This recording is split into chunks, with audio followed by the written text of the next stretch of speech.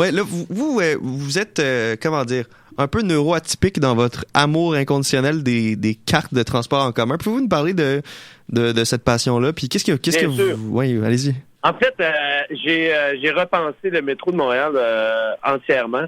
Bon, pas entièrement. Après, je me suis quand même inspiré de plusieurs projets dans l'histoire du métro de Montréal qui date quand même des années 60. C'est quand même un vieux réseau.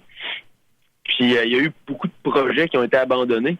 Mais je trouve que c'est depuis 2007 qu'il n'y a eu aucun prolongement au réseau de métro de Montréal. Puis je trouve que c'est quand même une aberration. Uh-huh. Quand même, c'est un réseau de métro qui se prétendait être à l'avant-garde du transport en commun en 66, 67, le métro, juste avant l'Expo. Mm-hmm. C'est le troisième métro le plus fréquenté en Amérique du Nord, après New York, Mexico. C'est quand même pas rien. Puis ça fait 25 ans qu'on fait du surplace avec le métro. Fait que moi, je me suis dit, excusez, on va repenser à ça. Puis c'est ça. Je pense que si tes auditeurs veulent aller voir ça, là, ça serait quand même intéressant pour leur donner le lien. Là. Oui, je vais le partager avec les auditeurs et les auditrices. Là. Ouais. C'est vraiment une carte.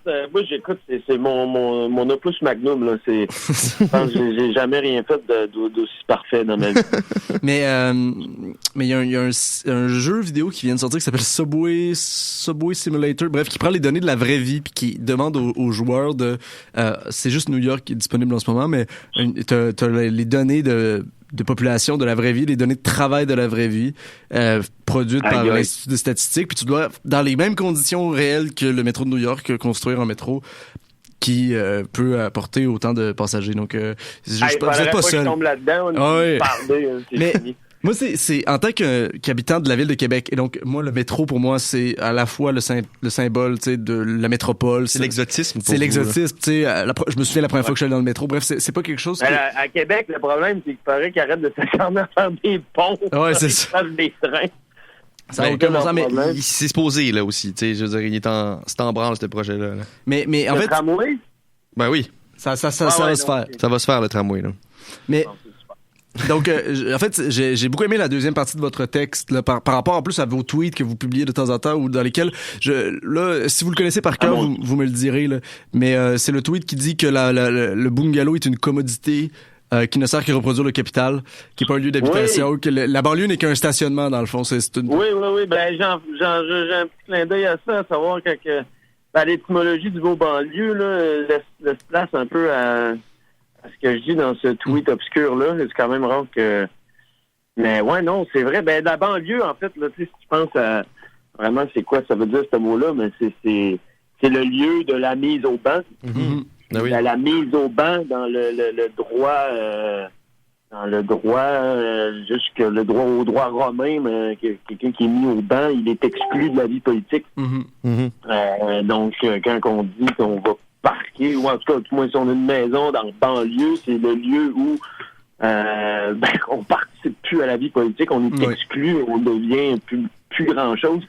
Puis, comme de raison, j'ai comme l'impression que le banlieusard moyen est au début de l'arrêt de la pensée. Là. Oui, je pense qu'il y a quelque chose de profondément antisocial. Il y a une transformation de l'être humain quand il habite en banlieue, puis il devient un peu antisocial, refus de voir l'autre, peur de l'autre. Mais dans la deuxième partie de ce texte-là, donc je vais résumer, là, dans la première, vous faites les plans du prochain métro montréalais. Mais dans la deuxième partie, vous expliquez en quoi un métro qui se développe, c'est quelque chose qui est important dans le déplacement dans l'espace. Et j'aimerais vous citer, puis j'aimerais ça que vous parliez de cette deuxième partie-là du texte, peut-être en lien avec la première si vous êtes capable de faire des liens, mais donc vous dites, lorsqu'on les met devant le fait que la voiture est une des plus grandes plaies du monde moderne, ces cavaliers automobiles rétorquent immanquablement qu'il leur est impossible de vivre sans voiture. C'est donc ça la liberté, être dans l'impossibilité de faire quelque chose d'autre. 3 petits points. C'est comme mon char, mon choix, mais je choisis de ne pouvoir rien faire d'autre que d'être dans mon char. Voilà, c'est ça. C'est ça qui est un peu bizarre, en fait. C'est souvent ça, parce qu'on souvent, c'est des gens qui sont pas en ville, fait qu'on va c'est leur manière d'argumenter, de dire, ouais, mais tu restes en ville, t'as le choix, moi, je peux pas. C'est ça le problème. Mais ce qui est aussi faux, tu sais, parce que il y a des gens qui vivent en banlieue, puis qui, mettons, à Montréal, il y a des stationnements incitatifs là, proches de stations de métro. Ben, le monde, ils prennent leur auto jusqu'au stationnement incitatif, puis après ça, ils amènent pas leur char en ville. Non, mais c'est ça, puis c'est correct, mais en même temps, s'il pouvait avoir une ligne de métro ou quelque chose, en tout cas, ou en même temps, s'il n'était pas obligé de travailler en ville puis vivre à 30 km, tu sais, c'est ça l'affaire aussi. Ce mode de vie-là est mal pensé. Je veux dire, c'est pas de leur faute.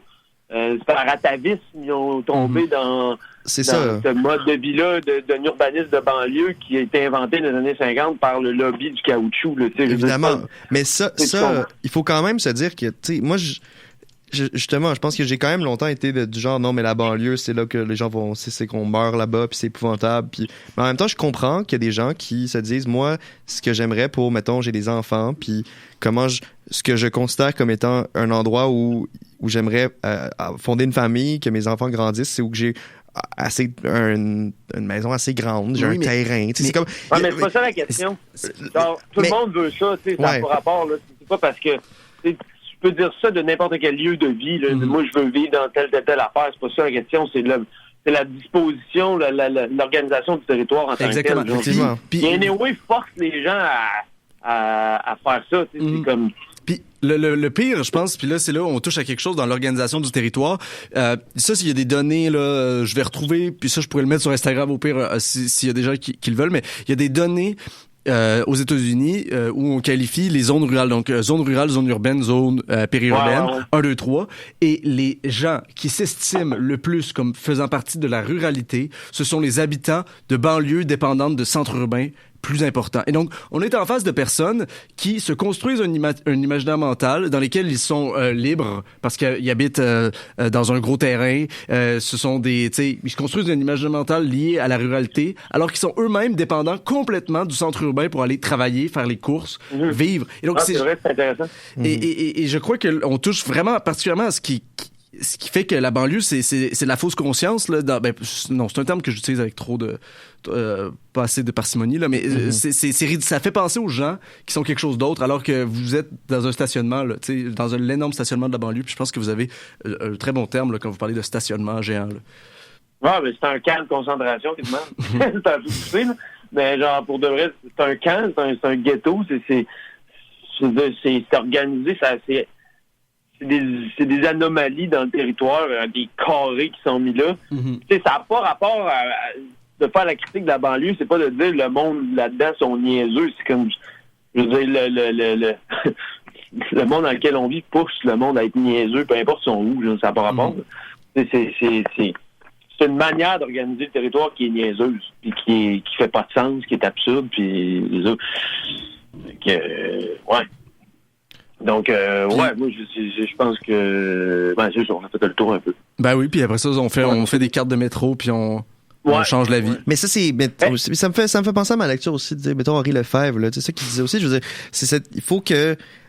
il faut être capable de penser la ville au-delà de juste des choses utilitaires, mais de se dire, tu sais, moi, ce que j'aime pas, là, dans, mettons, beaucoup de campagnes, mettons, en municipal, puis ça, c'est mon gros problème avec Samamad, c'est mon gros problème avec, surtout Samamad, là, parce qu'en tout cas, c'est d'être tellement pense-petit, tu sais, de pas se dire, hey, man, la moindre des choses, c'est comme un tramway, tu sais. Ce qui est important dans tout ça, c'est que quelque chose de structurant. Si cette organisation-là, cette organisation du territoire-là est à critiquer, il faut au moins essayer de repenser quelque chose d'autre. Quand le monde va nous dire « mais moi, j'ai pas le choix d'avoir un char », mais ils sont pas capables d'imaginer quelque chose d'autre. Donc, qu'est-ce que cette carte-là fait au final? Elle fait pas grand-chose, si ce n'est qu'elle nous permet d'imaginer quelque chose de plus qui est déjà pas mal, ce que bien du monde sont pas capables de faire.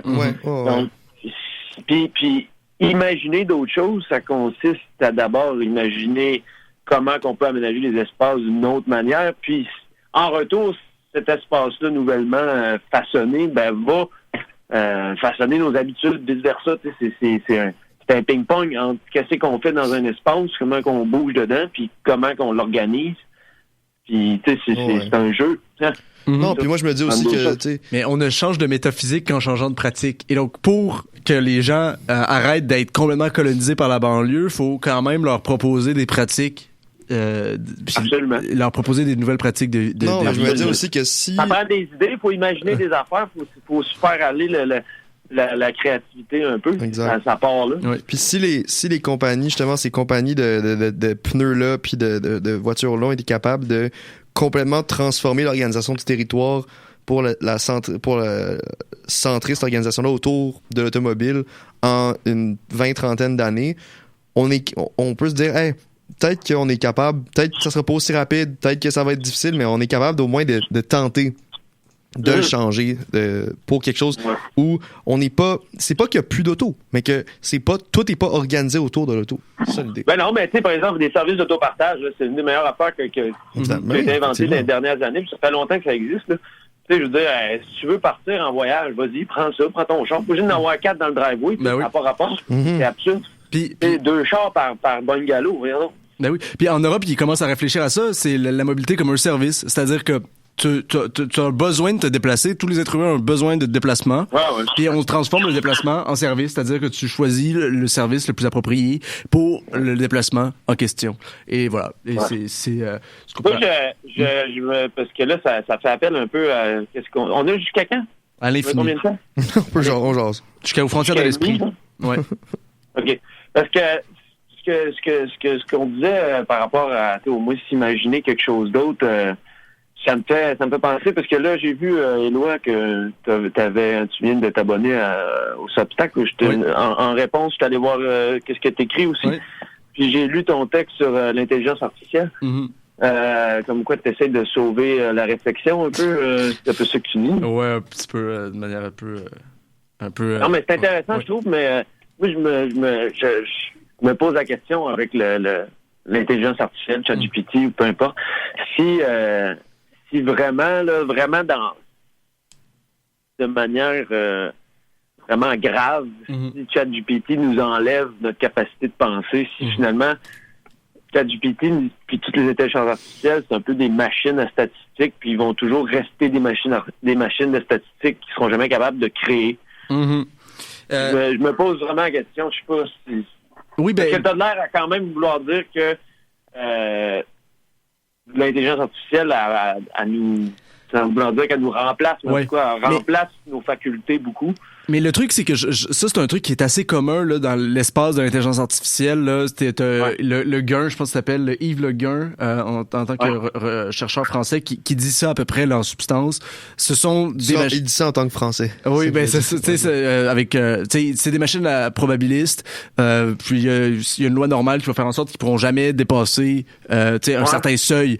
Puis le problème, c'est pas la qualité de l'information qu'on leur donne, mais c'est la structure puis la manière dont le système est structuré. Qui empêche à la machine. Puis en fait, je pense qu'il y a quelque chose qui peut être vrai là-dedans.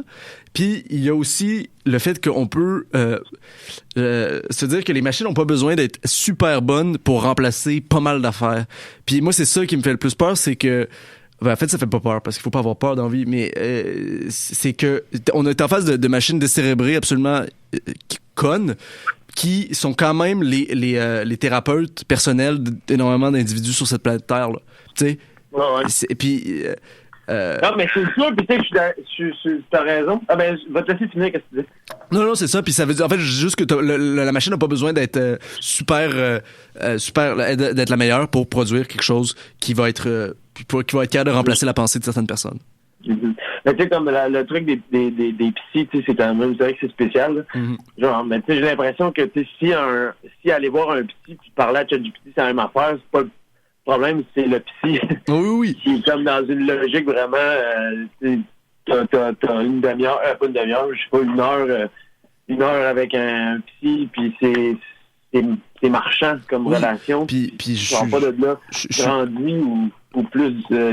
en tout cas, ça doit aider un peu, je sais pas, mais... Mais non, mais c'est moi, je suis aussi contre le psychologisme là tel qu'il existe aujourd'hui. Mais ce que je dis, c'est que en fait, la question, c'est pas de savoir en essence. C'est quoi en essence, est-ce que c'est équivalent? La question, c'est dans la perception de l'individu. Puis si, à partir du moment où quelqu'un dit le résumé du livre que ChatGPT vient de me faire est équivalent à la lecture du livre, ben ça, on est dans merde là, parce que c'est pas vrai. Non, c'est sûr. Puis mais non, c'est clair. Puis tu sais, t'as toute la forme aussi du bullet point, comme tu dis. comme t'écrivais, qui est une forme en soi qui est un peu stérile, là. Je sais fasciste. pas comment dire. Ça. Mais ça, je pense que ça peut comme...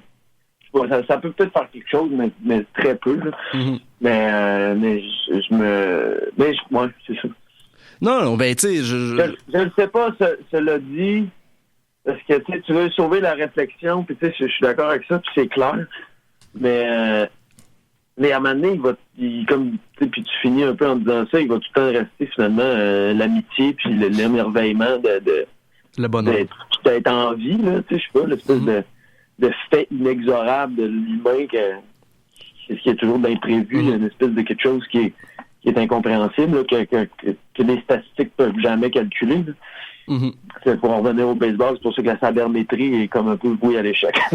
Mais c'est bon. Donc, au final, il reste tout le temps ça pareil. Je sais pas. Oui. Des fois, là, je peux passer ça, puis c'est une autre affaire, parce que des fois, on s'attarde trop à ça, je trouve, quand dans les débats sur l'intelligence artificielle, à savoir, ça nous affaiblit, ou je sais pas, ça nous rend imbéciles, là, genre d'une manière grossière. Mais j'ai l'impression que s'il y a une question à voir avec l'intelligence artificielle, quelque chose qui vraiment est nocif, c'est l'enjeu écologique de l'intelligence artificielle. Puis je trouve qu'on n'entend pas assez parler de ça. Je veux dire, des parcs numériques qui sont bâtis partout dans le monde, puis ça gobe de l'eau, puis ça pollue. Là, il y en a quelque chose qui est nocif pour vrai.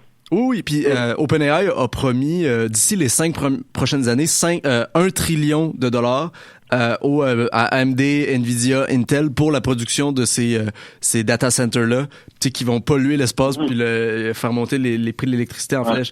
Puis non, c'est absolument pas ça. Je pense aussi, mais je pense que c'est un enjeu extrêmement complexe dans la mesure où les défenseurs de l'intelligence artificielle vont te répondre que une demande à ChatGPT consomme moins d'eau qu'une ampoule ouverte pendant, je sais pas moi, 200 jours. Puis de l'autre côté, mon objectif avec ce texte-là, c'est pas de proposer une position transcendante ou qui cherche le transcendantal dans la société puis dans l'être humain.